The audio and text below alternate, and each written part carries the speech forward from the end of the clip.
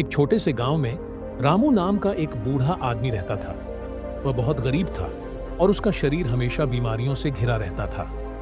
उसकी पत्नी की मौत कई साल पहले हो गई थी और उसके बच्चे शहर चले गए थे, जो कभी वापस नहीं लौटे।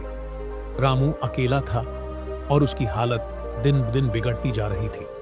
एक दिन उसकी बीमारी बहुत बढ़ गई और उसे लगा कि अब उसका आखिरी समय आ गया है। वह अपनी टूटी हुई झोपड़ी में लेटा हुआ था और दर्द से कराह रहा था। तभी गांव का एक युवा डॉक्टर रमेश उसकी झोपड़ी के पास से गुजरा। उसने रामू की आवाज सुनी और अंदर गया।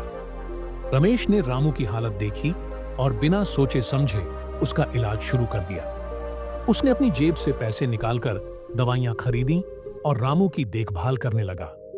रमेश के प्यार और देखभाल ने रामू को नया जीवन दिया।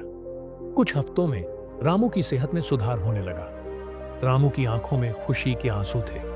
उसने रमेश से कहा, बेटा, तुमने मुझे सिर्फ नया जीवन ही नहीं दिया, बल्कि मुझे फिर से जीने की उम्मीद भी दी है।